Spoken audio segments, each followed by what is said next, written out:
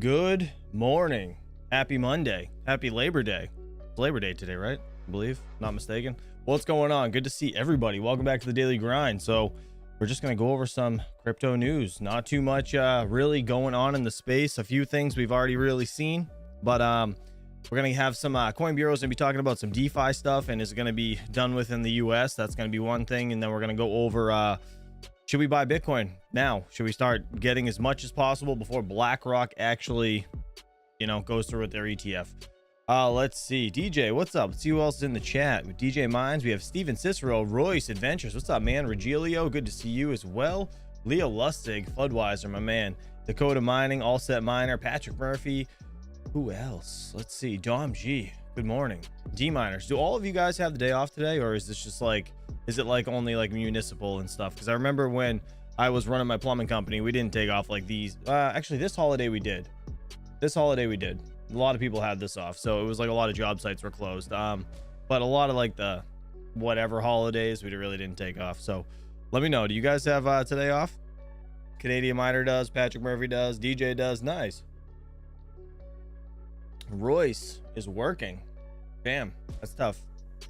Where are you working? Do you work anywhere good? Is it fun at least? Hopefully you like, well, as fun as it can be anyways for a job. D Miners does the day off. Nice. Dumpster Fire does too. Nice. Steven Cicero, but I volunteered for today overtime. Good for you. Smart. Very smart. All right, let's get into today's stuff. Let's see what the market looks like today, and then we'll go from there. Bear with me. Again, I'm still working off two screens. My other two screens show up today, and I'm very excited about it. BTC 25,865. I knew I should have sold out of it at 27 and just bought back in, but whatever. I guess you never learn. We have Ethereum 1631. Let's see. Doge's at just under 6.5 cents, 6.3. We have Litecoin at 63 bucks. Damn, Litecoin's like really down, huh? XRP 50 cents. Let's see where we're at. Crypto bubbles on the week. Looks like Ton's up the most on the week, 28.5% rather. We have on the day SNX. What is that? Oh, synthetics. I've heard of this. I don't own any, but that is up 10.9%. We have RPL, Rocket Pool. Weird. I feel like I haven't heard of that in a while. 11.1%. XLM 7.5%. Neat. And yes, actually, I saw you guys talking about it in the chat. Mr. Trillion Capital's interview today with Dan Keller is, I think, 2 p.m. Eastern Standard Time, if I'm not mistaken. Is that right? Let me know in the chat if that's right or not. But I'm very excited to see. All right, Fear and Greed Index. Let's check it out. We have 40 over here. It's in fear. Same thing yesterday, last week, so it was 39. Neutral was last month, 50. So, I mean, it's not too bad. All right, top 10 coins by coin market cap. Man, these two screens, this is tough. We have Bitcoin, Ethereum, Tether, BNB, XRP, USD Coin, Lido Staked Ether, Cardano, Dogecoin, and Solana for the top 10. And we have Litecoin in 15th still. So nothing's really changed. Looks pretty good overall. All right, let's get into this. So first thing I want to start with is Anthony Pompliano on his channel. He posted this was a little CNBC News, like, I guess, interview that he had with them. He was on the show last week. Pomp reveals why Bitcoin and stablecoins are winning, and it's actually quite interesting, so I think it's important for you guys to at least listen to. So let's get into this, and then yeah, if you guys have any questions, please feel free to ask in the chat. Let's do it. Yesterday, the SEC delayed a decision on a round of Bitcoin ETF applications. Joining us now, Anthony Pompliano, founder and partner of Pomp Investments. Anthony, great to have you here on set, but great to have you back in New York. What did you make of this whole thing? I don't think anyone was really surprised with the delays yesterday, the 6 delays. Gives them another 45 days to kind of figure it out. One of the important things about the SEC's loss in that lawsuit was the judge didn't say, hey, you have to approve the ETF. They just said that you have to go back and figure out, are you going to approve or deny it on other kind of causes? And so, look, we have futures-based ETFs. I think we will get a spot Bitcoin ETF. The question is when. One of the things that people aren't talking about, though, is this ETF is going to be a demand shock, right? There is going to be assets that flow into this industry when that occurs, but closer and closer we get to the halving, it will coincide with a supply shock in that halving. And I think that we could see a repeat of 2020 where we go up quite significantly in price if that occurs. Wow. Let's sort of back up. In terms of the price action in response to the overturning of the decision, we saw all of those gains wiped out. And you said that it's sort of not a surprise. So, I mean, why did we see those gains in the first place? And what is so the play right now is to be long, is what you're saying. I think that Bitcoin's really interesting. It was up like 80% to start the year. It's now down to about 60% up since the start of the year. In July and August, it was down. September's historically been a pretty bad month for Bitcoin. So you get some of those like seasonality type stuff that are playing in here as well. But people who pay attention every single day to the crypto industry, they're not surprised. I think what's happening though is you've had a kind of a turning of the holder base, right? You used to have all crypto native people who held Bitcoin. Now you're starting to get more Wall Street people, kind of retail investors, and so those people who don't pay attention 24/7, 365, they're probably a little surprised, but the crypto native folks, they kind of expected this. What do you think about the way that Gensler, the head of the SEC, has navigated this whole thing? This is quite I think he's got an impossible job, right? If you think about what the regulators have to do is they basically want to encourage innovation. And, I call it like embracing the entrepreneurial DNA of the United States. And we want to be a leader, both in capital markets and in technology. At the same time, they want to protect investors. And so I think that what they've been very clear about is their perspective, which is Bitcoin is the asset that has kind of passed through that regulatory threshold. It is not a security, it's a commodity. And they're kind of treating it that way. The rest of the assets, they obviously think are securities. And so there's obviously some litigation that's going on.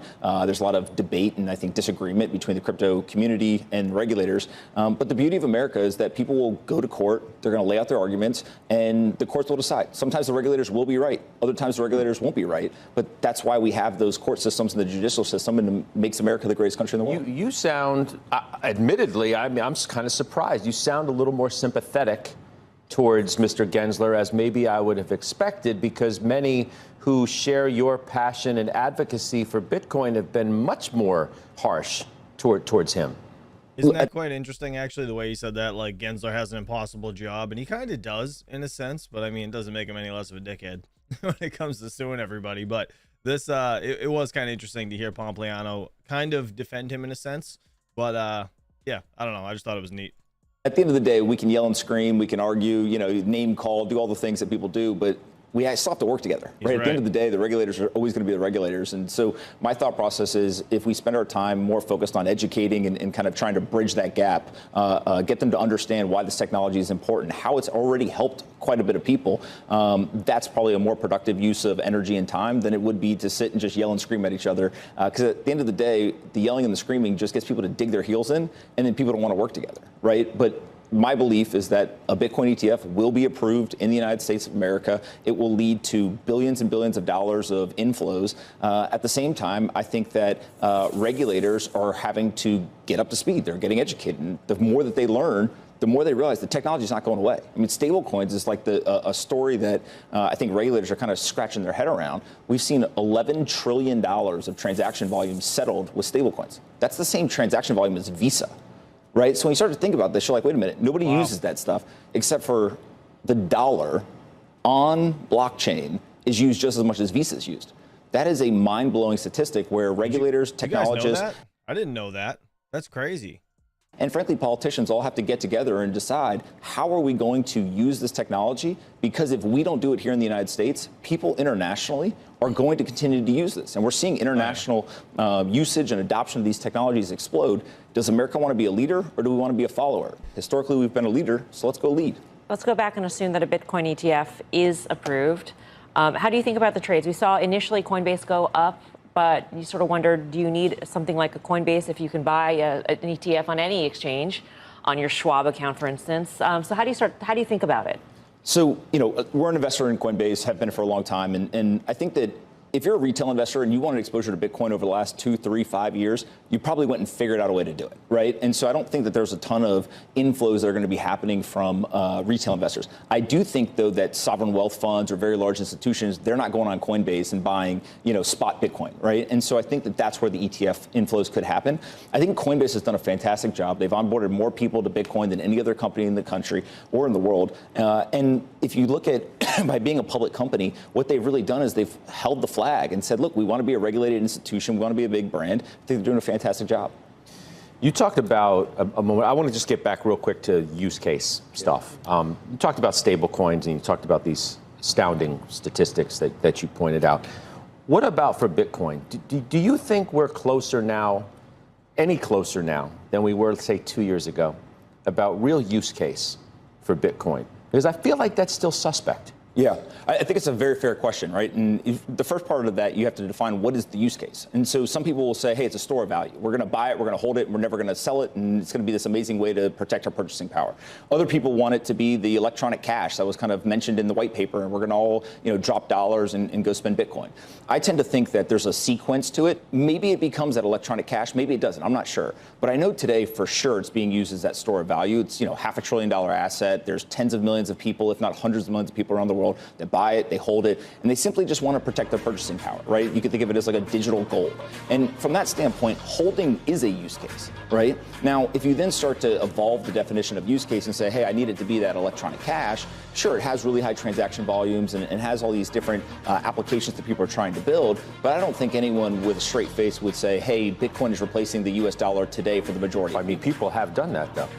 Plenty of people have actually tried to make that case. Have you mellowed somewhat on Bitcoin? No, I'm still incredibly bullish on this. Who are you and what'd you do with Anthony Pompliano?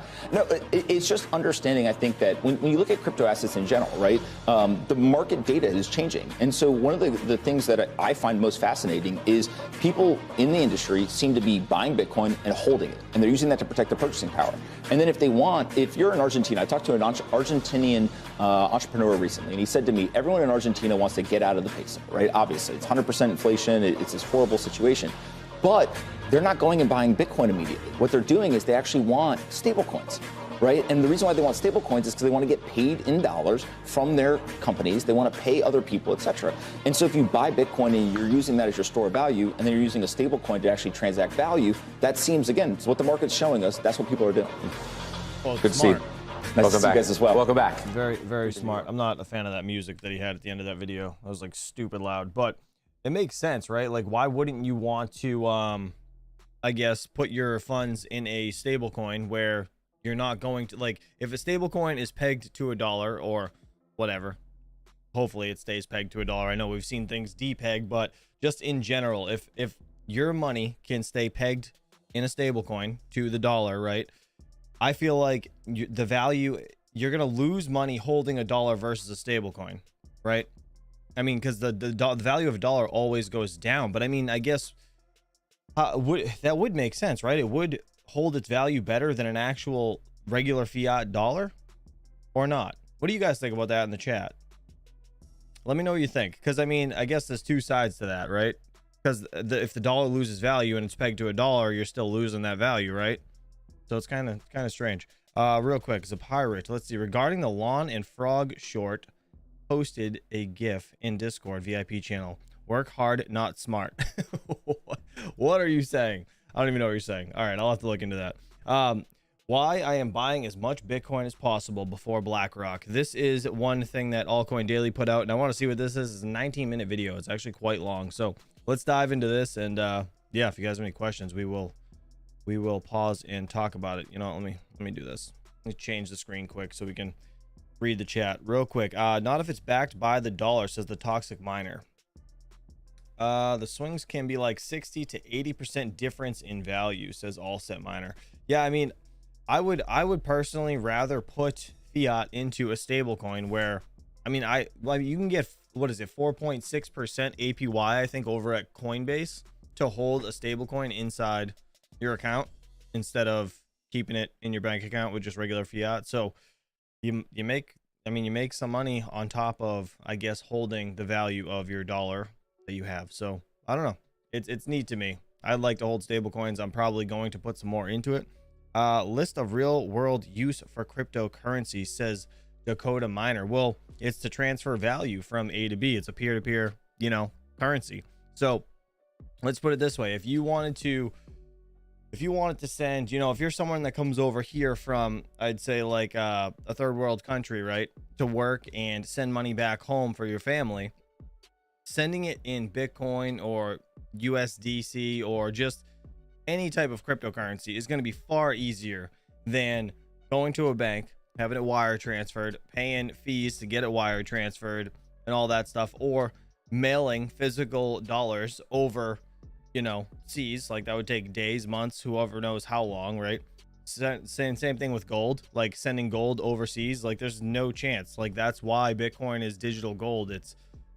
it's a store of value where it's just simple to go peer to peer, and that's pretty much the biggest thing. Send LTC overseas takes seconds. I mean, well, not seconds, but minutes, right? Takes minutes to send LTC overseas. It's perfect. Let's see. True. Trusting exchanges is no option right now. Yeah, I mean, trusting exchanges, that's kind of where it gets a little, keeping USDC in exchanges and stuff, right? But I think Coinbase is a safe bet. Knock on wood, not financial advice, but that's what I would assume. Let's see. Hold on. They want to get paid in stablecoins pegged to the USD versus getting paid in their local currency, which is getting crushed with inflation. Yeah, Cape Cod crypto, that's a good point. So yeah, I guess other countries and stuff, that makes way more sense. All right, let's dive into this. Buy as much Bitcoin as possible before BlackRock. Let's see what he has to say here. But this is what sets the stage for the next bull market, right? Supply gets so constrained, gets so tight that all of a sudden, a small amount of capital flows in and Bitcoin can do nothing but just go up.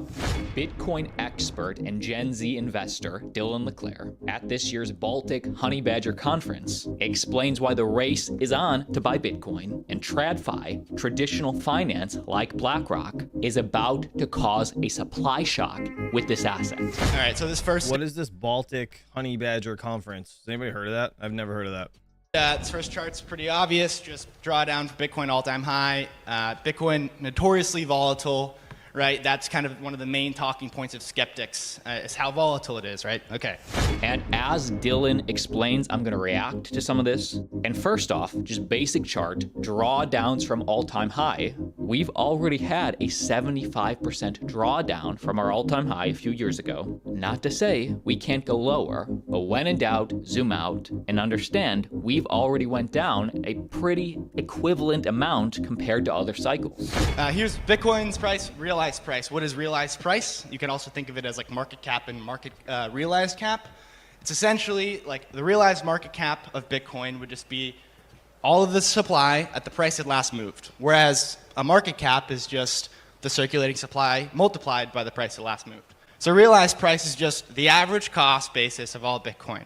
It's the price at whichever UTXO last moved, valued at that price instead of just the current exchange rate. Right? And so what you notice is it's a lot less volatile, and it's kind of just going up in this lockstep fashion. So many people say this is sort of a more accurate way to value the network of Bitcoin. Right now, the realized price of one Bitcoin is around $20,000 compared to the actual market price, $25,000. It is very rare that we have ever broken below the realized price. And again, always very quickly at the bottom of bear markets. We'll come back to this. This is all building. And so we're going to change pace a little bit, and we're going to kind of move to what drives these cycles. But here is long-term, short-term holder supply. This is just long-term holder supply, right? So as a percent of circulating supply, Bitcoin that's basically haven't moved in 6 months, UTXOs that haven't moved in 6 months, less short-term holders, less exchanges, right? And so we're basically at like 80%, this all-time high. You can kind of see. So long-term holders are defined by Bitcoiners who have at least held their Bitcoin for over 6 months. As the data shows, if you hold for at least 6 months, you're in this, you understand, you're not just a trader. And in the dark blue, it's a long-term holder profit, and light blue, long-term holders were in loss. Notice that there's always a point in cycles that when so many long-term holders eventually do get in profit, that's when they tend to sell. This is a great metric to mark tops, and it looks like that's when long-term holders get to be 60, actually closer to 70% of the network. That's when they usually start selling, take some profits. And on the flip side, those same hodlers tend to set the floor as well. When we get to around 40-45% of long-term holders in profit, they're the ones that don't typically sell at these levels because they're believers. They're going to wait till Bitcoin goes up. They have conviction. And thus, the supply of the Bitcoin long and short-term hodlers in either profit or loss, great way to kind of see potential bottoms, great way to kind of mark potential tops. You can kind of feel, right, the interplay of like hodlers and the cycle, right? Stack sats, stack sats, stack sats, never sell. All of a sudden, there's just not enough Bitcoin to go around. Some capital comes in, and Bitcoin's price goes parabolic. And to the mainstream, media, or to the legacy financial analysts, it's this random thing that comes out of nowhere, and no one can expect it, right?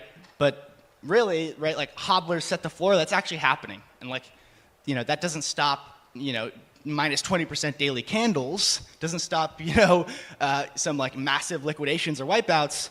But this is what sets the stage for the next bull market, right? Supply gets so constrained, gets so tight that all of a sudden, a small amount of capital flows in, and Bitcoin can do nothing but just go up.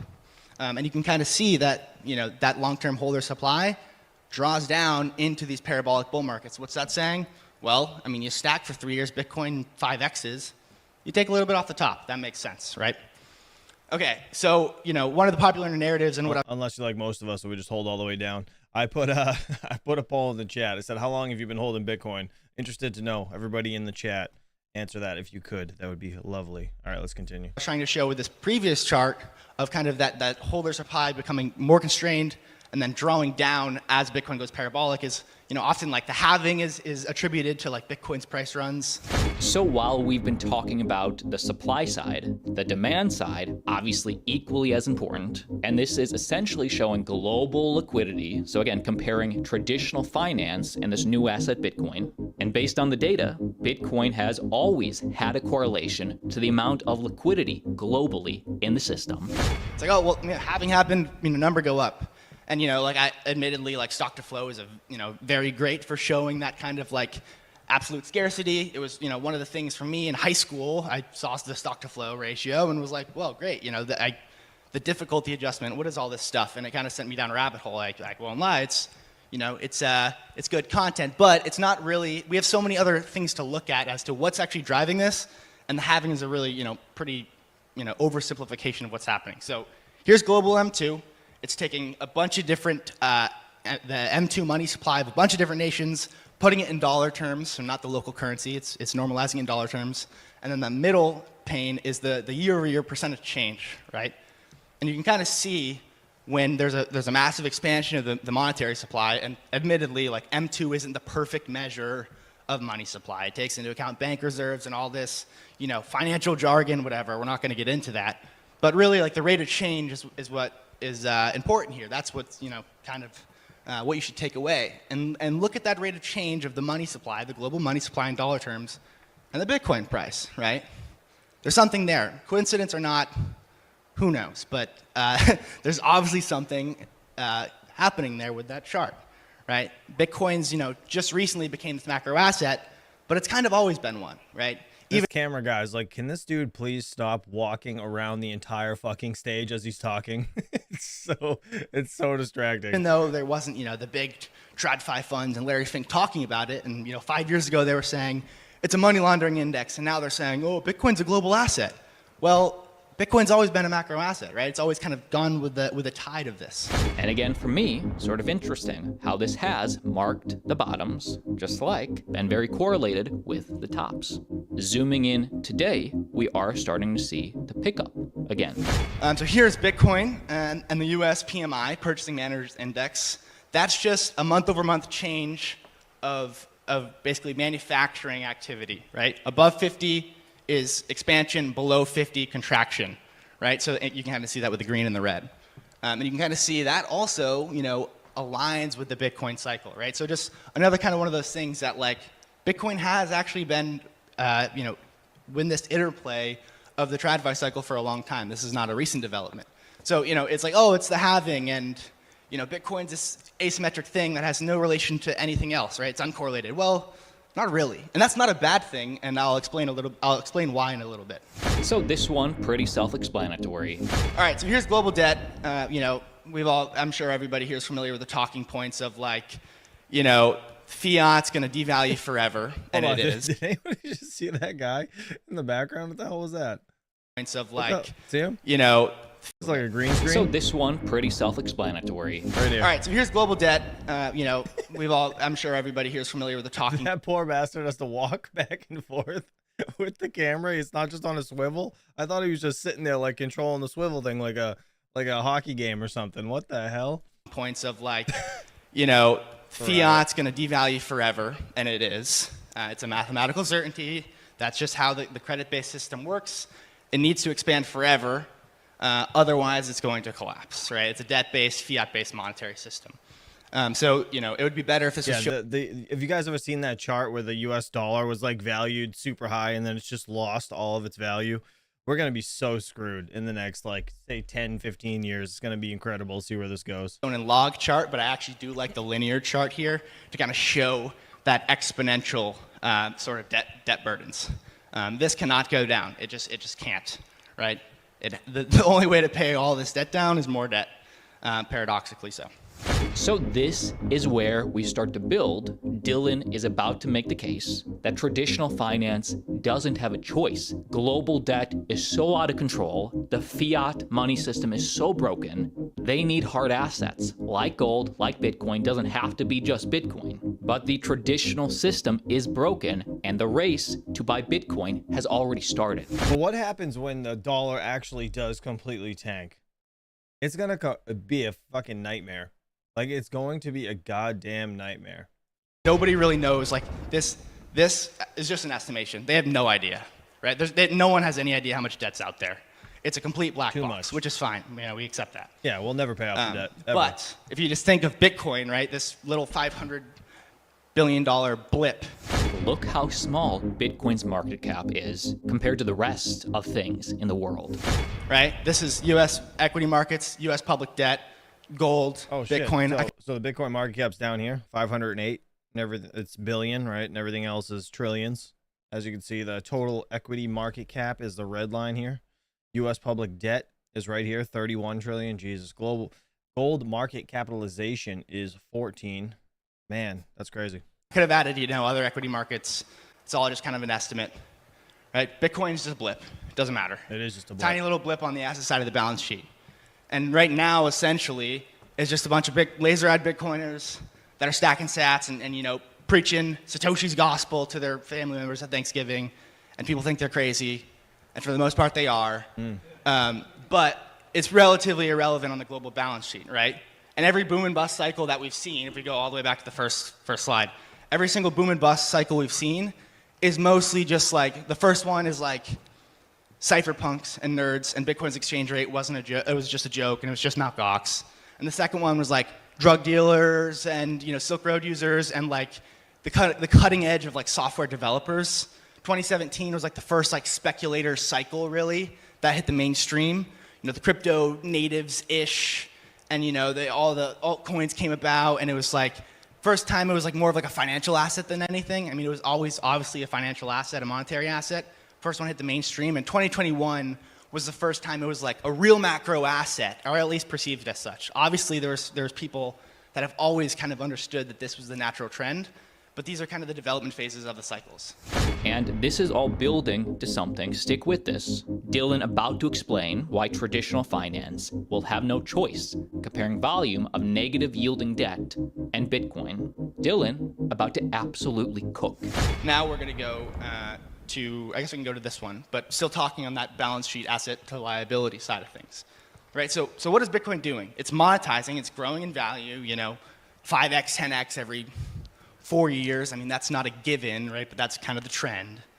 Even if it diminishes in its percentage growth terms, which it will, which it already is. It's monetizing, it's growing on the asset side of the balance sheet. And what is this fiat game, this fiat system of perpetually expanding credit, perpetually expanding debt burdens? Right, as we've shown.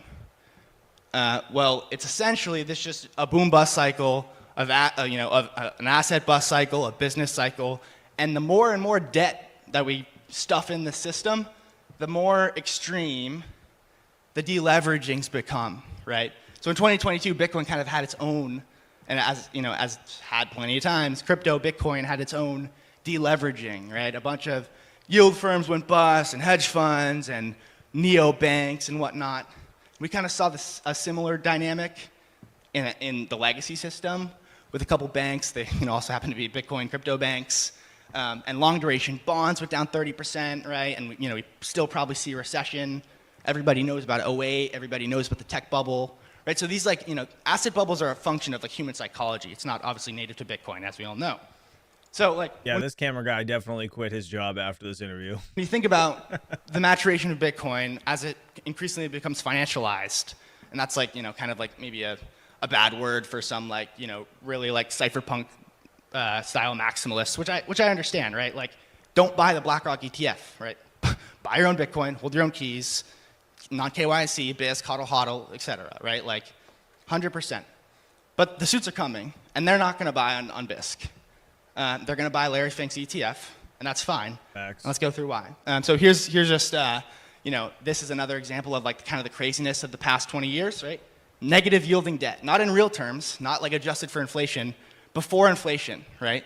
There was $20 trillion of debt instruments where I'd give you $100, and then 20 years from now, including all the interest payments I got, I would receive 99 back total, right? So you can kind of see that Bitcoin, the relative trend of this negative yielding debt, the size of this negative yielding debt, Bitcoin mirrored it quite closely. Now with this interest rate rise, with long duration debt getting absolutely killed, there's almost no nominally yielding negative yielding debt. So before adjusting for inflation, there's really no negative yielding debt out there anymore.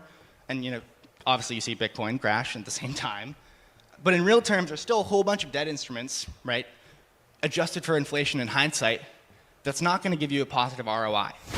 Here's another kind of comparison, right? Major central bank balance sheets, Bitcoin's market cap percent. Okay.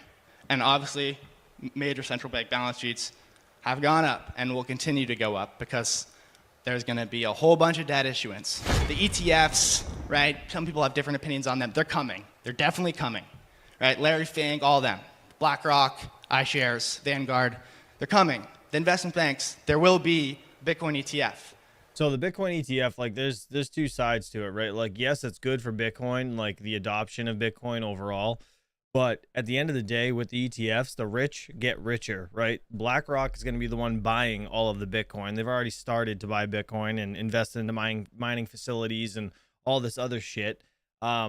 The average user that's going to be purchasing this ETF on their platform is going to just own a share per se, right? It's not going to be actual Bitcoin. So it kind of goes back to the same thing as like, you own gold and silver in the stock market. You don't really own gold and silver, right? You just own this stock that is pegged to the price of gold and silver. You don't own the actual physical asset. So that's exactly the same way that Bitcoin's going with this ETF. So just keep that in mind, but you're definitely better off to purchase your own physical Bitcoin and save the keys, right? Just, yeah, my 2 cents on that. Right here, I'm showing, this is a BNY Mellon slide, a huge investment bank, $50 billion bank, right? This is showing ETFs and equity as a percent of their collateral, right? So collateral for in the banking industry. And again, like, I'm not like a bank of TradFi simp here, but like, they're coming and this is what they do. This is a Goldman slide, right? You can leverage equities, ETFs as collateral and borrow basically at Fed funds. Up to $25 million. This is for private clients. And right? Don't think there isn't like a greater plan behind this, right? Like this is to control the BTC in the market.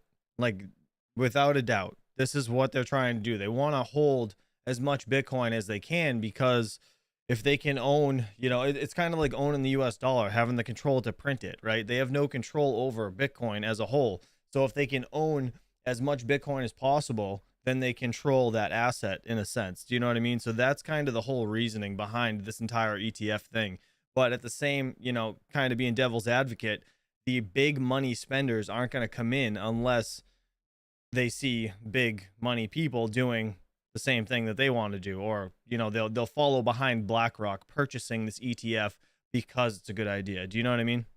Right. So what are we transitioning from here? We're transitioning from crypto degen trading, crypto collateralized, Bitcoin, Luna, Celsius, Binance, degenerate crypto leverage, right, to Bitcoin entrenching itself on the asset side of this global balance sheet. Of $100, $200, $300 trillion fiat liabilities, Bitcoin's monetizing on that side, right? So, last point, and I'll wrap it up here.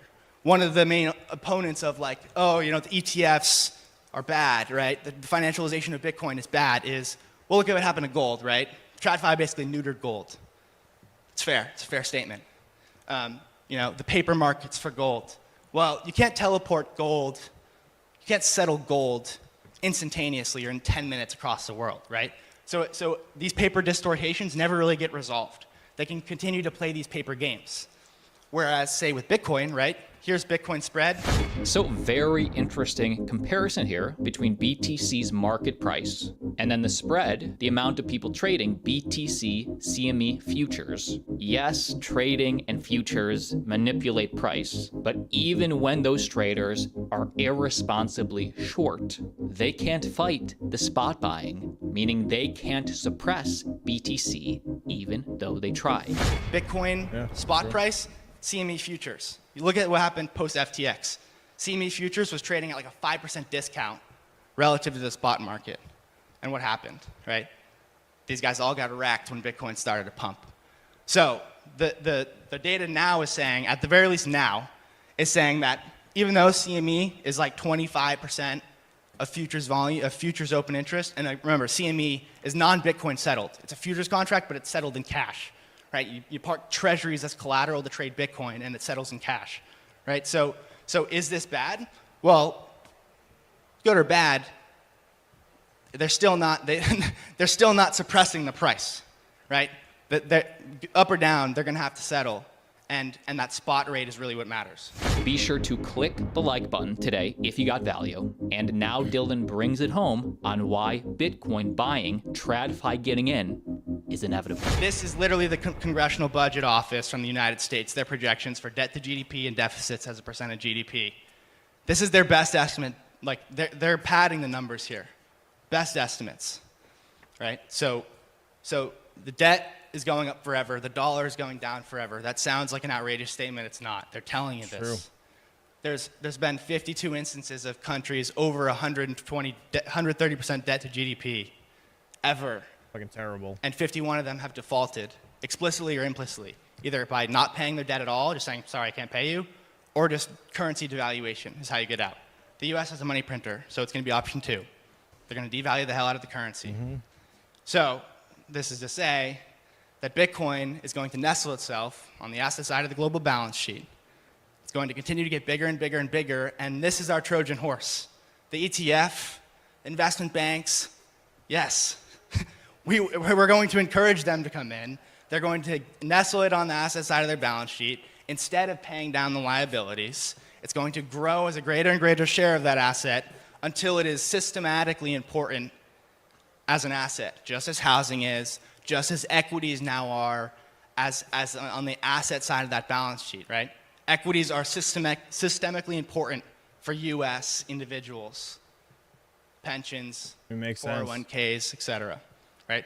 So Bitcoin, this is a natural progression. Very true. There's nothing we can do to stop it. And it's a welcome development. It's a natural path of its monetization. If you haven't already, be sure to. Anyways, again, just keep in mind that the reason they're creating these ETFs, again, is to control the fact that there's only so much Bitcoin in existence. If they can hold as much as possible and people purchase these ETFs when they don't physically own the Bitcoin, it puts them in a better position to control you again, just like the US dollar. That's just the truth. I don't know. It's crazy, but you're better off buying Bitcoin and holding it because, I mean, I think the odds are much greater of it going up versus it going down, especially with all this shit going on right now. Click subscribe. We drop one video per day, keeping you informed about crypto. Also, a personal announcement for me and my brother. I'm excited. Next weekend, we will both be in. Oh, they're doing this Meet the Whales thing. Let me see. Let me see. Is there anything else on this? Everything else to say? No, it's just about all that. All right. Let's get into the treasuries coming for your crypto. End of DeFi in the US. And this is one I didn't get to listen to yet, but I'm not a huge DeFi guy, but I like to at least stay kind of up to date on what's going on with it. So let's listen to this. If you guys have any questions, obviously feel free to ask. Actually, you know what? Let's check out the poll quick in the chat before I get to that. So I said, how long have you been holding Bitcoin? 56 votes. We have the winner at 1 to 3 years, 45%. So you guys should be, a lot of you guys are close to skirting the what is it, capital gains. I think you have to hold it for over 2 years. So that's kind of where I'm at as well, except for like my accumulation bag. So I have like a long-term holding bag that's been in there for over 2 years. And then I have one that will just continue to build up and whatever is what it is if I got to pay capital gains on that. But very, very smart. I'm going to end this poll. You guys are awesome. Thanks for voting in there. All right. Let's get into this. If you guys have any questions, please feel free to ask in the chat. Let's do it. DeFi could soon be banned in the United States. This is because of tax regulations proposed by the Treasury Department, which could require DeFi protocols to collect KYC on all their users. Obviously, it'll be... Oh, sorry. Short-term capital gains fall off is 366 days. Gotcha. I swear, I don't know, for some reason, I thought it was more than 2 years. But, hey, whatever. As long as we're past it, that's all I care about. Possible for them to comply with these regulations. And if that wasn't bad enough, these regulations target crypto wallets, stablecoins, and NFTs too. Today, we're going to tell you where these tax regulations came from, which crypto niches they could affect, and what they could mean for the crypto market when they come into force. Not financial advice. Back in the summer of 2021, US politicians began the approval process for the now infamous infrastructure bill. Buried in the 2,700 pages of the $1.2 trillion spending package was a series of provisions for the crypto industry. You're right, DJ. 2 years is for a home. You're right. Yes, that's what I was thinking about. Which related to the definition 100%. of broker. Now, for context, a broker is any person or company who facilitates transactions between buyers and sellers of any asset. The infrastructure bill proposed expanding the definition of broker to include crypto brokers like exchanges, which makes sense. However, the wording of this provision was problematic. According to the provision, a crypto broker was, quote, any person who, for consideration, is responsible for regularly providing any service effectuating transfers of digital assets on behalf of another person. Note that a person can also mean a company, as companies are persons in the US. The more you know. Weird, right? Anyways, the reason why this provision was so problematic was because many elements of the crypto industry technically process transactions on behalf of others, even though they're not intermediaries per se. These include cryptocurrency miners, validators, and even decentralized applications and protocols. Naturally, the crypto industry and pro-crypto politicians tried to clarify the wording so that none of these crypto niches would be forced to comply with the IRS's tax reporting rules. For reference, these rules require brokers to collect KYC on their users and collect info on transactions worth more than $10,000.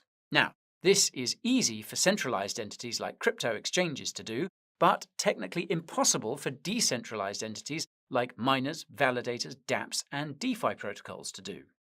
As such, it was feared that the practical effect of the problematic provision would be that crypto would be banned in the United States.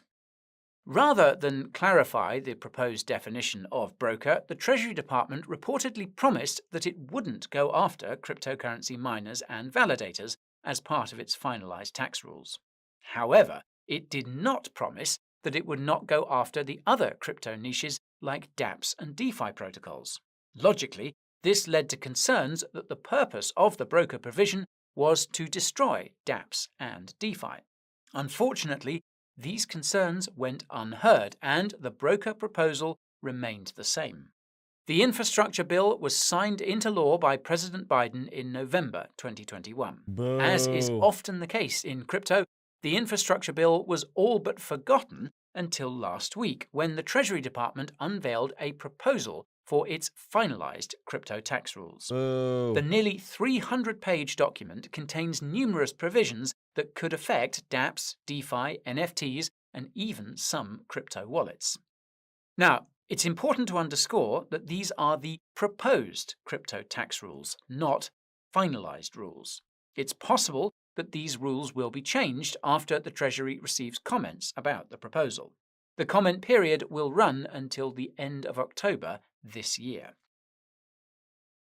Now, whatever rules the Treasury approves at that time will go into force in 2026 to reflect crypto transactions that took place in 2025. This means that all these so-called crypto brokers will have to comply from 2025 onwards. Kind of a cool picture. Those who fail to comply could find themselves banned in the United States. Now, this begs the question of how exactly the Treasury's finalised crypto tax rule proposal defines the term broker. Well, the answer is that the definition is the same as in the infrastructure bill, but includes an additional clause.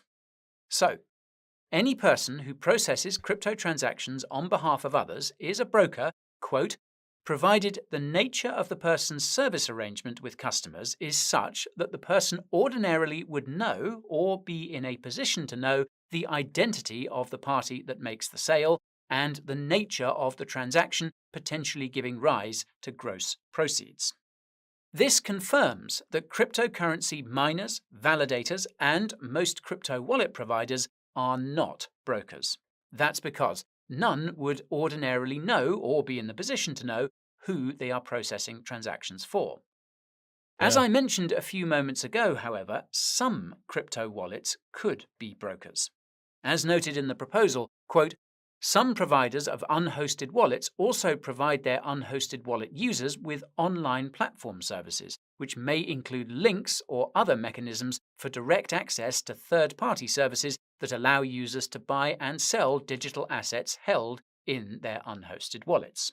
Translation: any personal crypto wallet that offers access to a crypto-to-fiat ramp, offers any kind of swapping feature, or allows you to connect to dApps and DeFi protocols is a broker.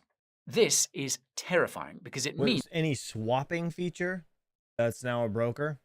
So like, I mean, you can swap with inside Trust Wallet, Exodus, if I'm not mistaken, Zelcore, right? Can you swap within Zelcore? I don't even know.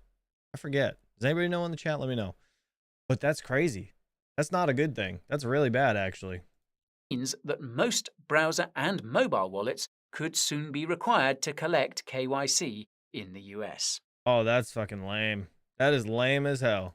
Yet another reason to keep most of your crypto on a cold wallet, such as a hardware wallet. And do note that we have discounts on the best ones on our deals page. The link will be in the description. You use Fusion in Zelcore. Yeah, so all right, so you can. But it uses Change Now. What do you mean, UK Miners Club? Man, that's crazy. That sucks, actually. That's a big deal. That's a really big deal, because that means all these companies that have these wallet apps on your phone are either going to change the way they do things, like they're just going to be straight in and out, like there's not going to be any swapping or anything. I mean, most of them don't have off ramps to fiat anyways, so that doesn't really matter. But man, that's really gonna change things, actually. Anyway, shilling aside, what's even more terrifying is that the Treasury's finalized crypto tax rules could even apply to more centralized cryptocurrencies, namely Layer 2s. That's because the proposal notes that anyone who can modify the parameters of a crypto project or protocol are able to collect KYC for tax purposes. As pointed out on Twitter, or rather X, by a crypto sleuth named Spreek, the Treasury's wording around this ability to modify parameters means that, quote, anything with a multi-sig wallet is a broker and is required to add KYC. Consider that most Ethereum Layer 2s are controlled by multi-sig wallets. And indeed, one of the largest cryptocurrencies of all is also reportedly controlled by an admin key held by one entity. You'll have to DYOR about that one. Anywho, if Spreek is right about anything with a multi... What did you just say? I gotta rewind that a little bit. I'm sorry. I apologize. ...it is a broker and is required to add KYC. Consider that most Ethereum Layer 2s are controlled by multi-sig wallets. And indeed, one of the largest cryptocurrencies of all is also reportedly controlled by an admin key held by one entity. Does anybody know what he's talking about? Is that like Vitalik or something? You'll have to DYOR about that one. Anywho, if Spreek is right about anything with a multi-sig wallet being a broker, then it's possible, if not likely, that Lightning Network wallet providers will be required to collect KYC. This depends on whether Lightning Network wallet providers are running their own channels, which are made with multisigs. It also means any dApps or DeFi protocols whose governance tokens are held by a handful of whales will also be required to collect KYC from their users. Now, this could be the most terrifying possibility of all, since, according to a report by Chainalysis, 1% of governance holders have 90% of the voting power in DAOs. Now, another crypto niche that could be profoundly impacted by the Treasury's proposed crypto tax rules is stablecoins. Of course, the Treasury considers a stablecoin to be a digital asset, meaning that it's subject to the same reporting rules as regular cryptos. And of course, stablecoin issuers are considered brokers. The question then is whether stablecoin issuers will be required to collect KYC from stablecoin holders, or just those who mint and redeem their stablecoins for fiat. If you watched, which is why what's it called? Binance got rid of their. Didn't they get rid of their BUSD? If I'm not mistaken. A recent video about the Fed's warning to banks, you'll know the new defense bill includes a provision to KYC stablecoin holders. Can you guess who's behind that provision? Now, the good news is that the defense bill still hasn't been passed, and there are two versions of the bill in play, one of which apparently doesn't have the KYC provision. The bad news is that this is a similar situation to what happened with the infrastructure bill, and the outcome could likewise be similar. Anyway, speculation aside, the Treasury specifies in its proposed crypto tax rules that stablecoins do not fall under the definition of cash. Funnily enough, this conflicts with recent comments made by Fed Chairman Jerome Powell about the central bank seeing stablecoins as a form of money. This is significant because if stablecoins are digital assets in the eyes of US authorities, then it means that it's entities like the SEC that should regulate them. Conversely, if stablecoins are a form of money in the eyes of US authorities, then it means that it's entities like the Fed that should regulate them. It appears that the Treasury is aligned with the SEC when it comes to stablecoins, but also appears open to siding with the Fed. That's because at the end of its proposed crypto tax rules, the Treasury asks whether it's appropriate for stablecoins to be classified as digital assets, and if there are special subsets. This opens the door to stablecoins being classified as cash or even something else, which could theoretically protect them from these problematic crypto tax rules. This makes sense when you consider that the Treasury manages the US government's finances and is always looking for bond buyers. FYI, and that's kind of neat. That's really neat, actually. Most stablecoins in circulation are backed by US government debt. This means that when you buy a stablecoin, you are effectively subsidizing the US government spending. This is something that the US government obviously likes, particularly the Treasury. The Fed? Not so much. It doesn't like currency competition. Even so, this doesn't mean that the Treasury is a fan of stablecoins per se. As pointed out by crypto But if they can benefit from it, of course they're going to be taking it under their wing and running with it, you know? Analyst Alexander Grieve on X, the Treasury includes stablecoin transactions under the definition of sale. This means that stablecoin transactions are even subject to IRS reporting. Now, this doesn't make much sense because stablecoins are stable. Well, for the most part. Supposedly. This means that you're very unlikely to have a capital gain or loss when moving stablecoins around. From Alexander's perspective, this is the Treasury's way of signaling its preference for a US dollar CBDC rather than company-issued stablecoins. But that's not the only thing the Treasury is pushing. In its proposed crypto tax rules, it explicitly states that it and the IRS hope that the crypto broker definition will, quote, ultimately require operators of some platforms, generally referred to as decentralized exchanges, to collect customer information and report sales information about their customers if those operators otherwise qualify as brokers. In other words, the Treasury is explicitly targeting DeFi, and it highlights the aforementioned fact that hiding behind a DAO won't protect DeFi protocols from scrutiny.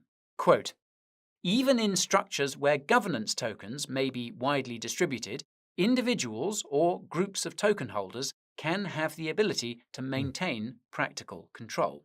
Now, for what it's worth, the Treasury admits that it doesn't know what maintaining practical control means in the context of DAOs, and is open to comments about where that threshold should be.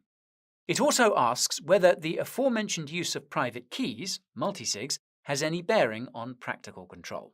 Now, make no mistake, whatever the Treasury decides on these issues will quickly find its way to other countries besides the US.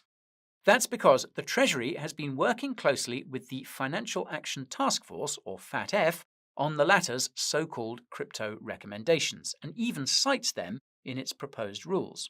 If you watched our recent video about the FATF's travel rule, you'll know that many of the crypto rules the Treasury has proposed in the past magically found their way into the FATF's crypto recommendations, even in cases where the proposed rules didn't become law in the US. One such rule is the requirement to provide detailed information about crypto transactions between crypto wallets and exchanges, something that was proposed but not implemented in the US. The Treasury also wants to lower the IRS tax reporting threshold from $3,000 to $250. If this sounds like a slippery slope, well, you're correct. The purpose of the FATF is to gradually make it more difficult to engage in crypto activities that don't require an intermediary and to label all non-intermediated crypto activities as high risk. Again, these orders seem to be coming from the Treasury. On that note, among the questions the Treasury asks is whether it's possible for non-custodial wallets to help track the prices and times at which coins and tokens in the wallet were sent to or received from brokers. This is overkill considering that this information has been collected by the brokers already. The Treasury also asks whether it's more appropriate to analyze wallets from a wallet perspective or from a crypto address basis. This sounds like the Treasury is considering labeling any wallets that have interacted with certain crypto addresses as brokers, regardless of their control or functionality. And, as it so happens, the Treasury recently sanctioned two of Tornado Cash's developers after a federal judge ruled that the sanctions on the privacy protocol were justified. Notably, the judge confirmed that Tornado Cash is classified as an organization, setting a precedent for similar actions by the Treasury. This is scarier than you might think because Tornado Cash was completely permissionless. Its developers had destroyed the private keys in May of 2020. Not only that, but the privacy protocol had a built-in compliance tool that would allow users to prove the origin of their funds if asked to do so by authorities. Anyhow, the other crypto niche the Treasury targets in its proposed crypto tax rules is non-fungible tokens, or NFTs. As you might have guessed, the Treasury considers NFT marketplaces to be brokers too, so you can expect to see KYC on the likes of OpenSea if these rules pass as they're currently proposed. This is actually somewhat unprecedented. If you've been keeping up with our coverage of crypto regulations, you'll know that NFTs have often been omitted, even by the likes of the FATF. The Treasury's change in tone could therefore foreshadow a similar change in tone at the FATF and elsewhere. Speaking of which, the SEC recently issued its first NFT-related enforcement action. Now, this is surprising because the SEC had previously approved tokenized art offerings. Now it looks like NFTs... Does anybody remember the name? What's the name of the guy that just got sued? It's like a YouTuber. God, I can't think of it. We talked about it the other day. Altcoin Daily actually brought it up. But yeah, some YouTuber got whacked for like $6 million, but he made $30 million, so he still profited like $24 million off of NFTs that they sold, their collection or whatever. Kind of crazy. Of all kinds could be securities. So this begs the question of why US authorities have taken such a sudden U-turn on NFTs. Well, the Treasury reveals the answer in its proposed crypto tax rules. Quote, given that NFTs are popular investments, the buying and selling of NFTs raised tax administration concerns similar to the concerns associated with other types of digital assets that the physical analogues of NFTs do not. The Treasury also adds that NFTs are much easier to move and trade than fine art, and are also capable of evolving to become more than just collectibles. For instance, some NFTs could someday be used as a means of payment. There are already some protocols that allow you to use NFTs as collateral for loans. Fortunately, the Treasury doesn't seem to be interested in going after the creators of NFT collections. Quote, "An artist in the business of creating and selling NFTs that represent interests in the artist's work is not effecting the sale of digital assets on behalf of purchasers, provided that artist is not otherwise a dealer in digital assets." Unfortunately, it seems that the Treasury could still go after the creators of NFT collections if they maintain control of the collection using governance tokens or a multisig. Now, this isn't explicitly stated in the proposed tax rules, but it would be consistent with the rules the Treasury has for other digital assets. Oddly enough, the Treasury didn't ask any questions about NFTs. Now, this could be evidence that NFTs will continue to evade regulatory scrutiny relative to other crypto niches. It could also mean that the Treasury doesn't care that much about NFTs right now. Not all that surprising given the state of the market. So then, what does all this mean for the crypto market? Well, the answer depends on which crypto niche we're talking about. DeFi and anything remotely related to DeFi could be banned in the US, at least if platforms are unable to collect KYC information for tax purposes. And as we've seen with the FATF's travel rule, complying with the Treasury's tax requirements isn't going to be cheap. Even if every single DeFi protocol decides it wants to comply, very few will be able to afford this compliance. The result would be consolidation, which we could see regardless of compliance levels. The silver lining is that truly decentralized DeFi protocols should be relatively unaffected. Come to think of it, the Treasury inadvertently provided a definition for crypto decentralization in its broker definition. If a crypto project or protocol can be compelled to require KYC from its users, then it's centralized. Now, Impact Theory is the channel I was thinking of. God, I could not think of it for the life of me. I was like searching the hell out of it. If you think about it, this decentralization threshold isn't that high, and most crypto projects and DeFi protocols could meet the Treasury's implicit definition of decentralization if they wanted to. This would protect them from regulatory scrutiny, at least from US tax authorities like the IRS. The thing is that most crypto projects and DeFi protocols don't currently meet these criteria. Most could in fact be compelled to require KYC from their users, including most cryptocurrency wallets. It's certainly going to be interesting to see how crypto wallets will react to these rules if they're passed as proposed.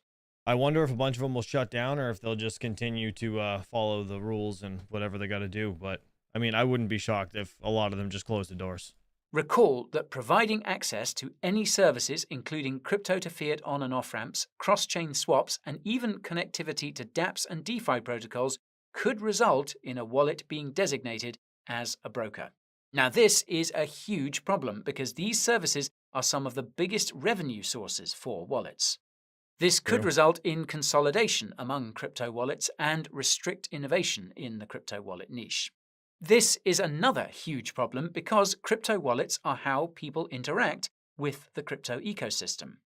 This already poor user experience will be made worse or be unable to improve because of these rules. In other words, it's going to be a fucking nightmare for you to hold your own crypto if this shit passes. Never mind the possibility that crypto wallets which choose to be brokers so that they can earn more revenues could eventually achieve a monopoly over all crypto wallets. Yeah, that's true too. All of these wallets would require KYC to use, and crypto privacy would be dead, along with financial freedom.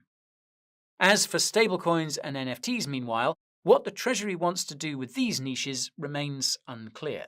You'll recall that there seems to be a bit of a regulatory turf war going on between the Fed and regulators like the SEC. NFTs also seem to be too nascent to craft any concrete guidance around, at least for now. Until the Treasury's attitude towards these niches is fleshed out, they will remain lumped in with other crypto assets subject to the same reporting requirements. If you transfer more than $10,000 worth of stablecoins or an NFT worth more than $10K to or from an exchange, that info will be shared with the IRS. Now, this is the part where I'd say that these regulations would be just in the US and that these crypto niches could thrive elsewhere, but I'm afraid I can't say the same in this case. As I mentioned earlier, US authorities seem to have significant influence over organizations like the FATF that set regulatory standards. Lo and behold, the G20, another US-affiliated organization, will soon be meeting to discuss global crypto regulations that they will implement in each of their respective jurisdictions, with the FATF as enforcer. You can find out what crypto regulations they're planning using the link in the description. That's crazy. Sorry, I wasn't paying attention to a lot of it, but I mean, I get the gist. If they do get completely, I guess, regulation pushing on these crypto wallets, it's going to be a freaking nightmare. That is absolutely going to be a nightmare. What do you guys think about that in the chat? Actually, what wallets do you guys use? Put in the chat what wallet you guys use. Like, if you use a couple of them, that's fine too. Me personally, I use Trust Wallet. So it's Trust. I don't use Zelcore anymore. I can't stand it, to be honest. Tangem, my Ledger. And what else? LEPAL is a good one, but I don't use it yet personally. But I have like checked it out. I do like that wallet. Other than that, yeah, I think it's really just those three. Just Trust, Tangem, and Ledger. Those are the three that I use. But my Ledger, I'm like terrified to plug it in now because of all that bullshit they pulled up like a couple months ago with the sharding stuff. Ledger, SafePal, MetaMask, Exodus, and Tangem. Gotcha. I used to use Exodus, but ever since I heard like of the hacks and people having issues with Exodus, I just changed over to Trust Wallet, and I haven't had any issues with that since. SafePal, I've heard that was a good option. SafePal, I guess, is a good DeFi wallet where you can, just hold DeFi coins, and you can actually input your seed phrase from your ledger into that, so you can actually combine all your stuff into like one wallet. I don't recommend doing that, but it's kind of a neat option. Let's see. I keep all my crypto on exchanges. What's the worst that could happen, says Patrick Murphy. What the hell is the matter with you, you liar? Such a liar. Octaspace was added to Tangem. Was it really? Leo Lustig? Octaspace, what is that at actually? Let's see. Is that even on CoinGecko? Oh, it is. Let's see. 39 cents. Octaspace is actually at 39 cents. Is this worth mining? I know there's I was gonna mine this a while ago on my X. You know what? Maybe I should get my X16Q onto this. I was gonna do that a while ago, but I never did. Let's see, 1 year. All right, so I guess it's pretty down from where it was, right? I mean, it was even over 40 cents back in the beginning. Actually, this was, hold on. What's the max on this thing? Is this the max? This came out Tuesday, April 4th. Neat. Spiked up to 80 cents almost, 79 cents. God damn, that's pretty good. Is anybody mining Octaspace? Let me know in the chat. All right, let me see what you guys are saying about the wallets you guys use. VeChain. But I like VeChain and VeChain Thor, not on the others. Huh. Yeah, Rabbit did it. Yeah, I know Rabbit did a video on it. I saw that. Yes, it's on Tangem now. I think I'm gonna order a Tangem wallet. Yeah, dude, honestly, for what is it? It's like honestly 50 bucks, 55 bucks for 3 cards. So it's 3 separate, well, it's one wallet with 3, I guess, things, right? 3 cards. You don't have to charge, you don't gotta plug them into the computer. They just get NFC scanned to your phone, and it allows it to open the wallet after you input your PIN. So it's a neat option, especially if, like, I know some people don't, but if you do trust your significant other, right, you can give them a card. You can give yourself you can give them a card. You can give your safe, put one in your safe and put one in your wallet, and then you guys have 3 means of access to this. As long as the other person knows your PIN number and you teach them how to use it, then it's just it's simple enough that if something happens to me, I'm happy, and I know that she'd be able to get into a majority of my crypto. You know what I mean? 1 primary and 2 backups. Yeah, basically that's what it is. That's what it is. Let's see. But yeah, the only downside about it is you can't add more cards to that wallet, as far as I know, as of yet, but it's still pretty cool. Got a triple mine that Octa, Zill, and Pac-Man. What the hell's Pac-Man? What? that a thing? Are you lying? Are you lying? Pac-Man? That's not a thing. That's not a thing. Is that a thing? That's not a thing. Don't lie to me. You lying? Are you joking? Yeah, I don't know what any of this is. I think you're lying. Leo Lustig, you lying to me. Son of a bitch. Pac-Man is great. Alvidus? It is a thing. Is it really? Pac? PAC? Well, that's what that is. Pac. Hold on. Hold on. Let me blow this up. All right. What are we looking at? Tell me what we're looking at. Is it any of these? Is it this one? Pac-Man native token. What the fudge is going on here? Stay safe out there, all you youngins. LOL, says Fudweiser. Fudweiser, have a good day, buddy. We're going to be getting out of here shortly. Let me see what this poll says, actually. You guys hold stablecoins. 53% of you say no, and 40% say yes. Wow. 40% of you say yes. That's pretty good. There is like 10 pack. Yeah, I'm looking. I just want to know if it's here. If it's not, we can go to what is it? Coin market cap. Oh, let's go to this.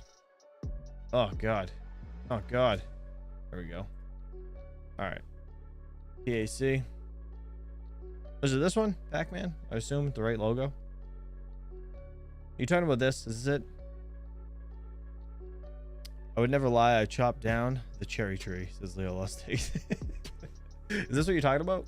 This one? What is? Oh shit! Didn't mean to click on that. What the hell? Markets. Pancake swap. Oh, so it's DeFi shit. I've never heard of it. Never heard of it. Didn't even know it was a thing. Did not even know it was a thing. About. Is this it? Yes, that one. Okay. Pac-Man says PAC is an entertainment project. The main idea to the play to earn system, we offer users games of our own design, currently both mobile and for various platforms in the future. One of the key features of our games will be the implementation of various NFTs in them, which will diversify the gameplay and add additional points of interest to it. In addition to this, we are developing an augmented reality AR service where it is also possible to use NFTs of our project. Huh. Weird. Yeah, I've never heard of this. Never heard of it. I'm not into DeFi too much or NFT anything. So I just kind of steer clear of all that bullshit, to be honest. Too many scams for me. Too many scams. Tron took 10th place. Is that how it is over on Gecko? What do they not have?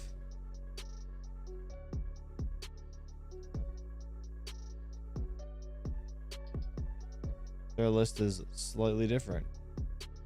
Neat. Anyways, all right, guys. Hopefully you're enjoying your Labor Day. I appreciate all of you guys for hanging out with me today. Let's go to full screen here. All right, any last questions before we get out of here? Any last questions?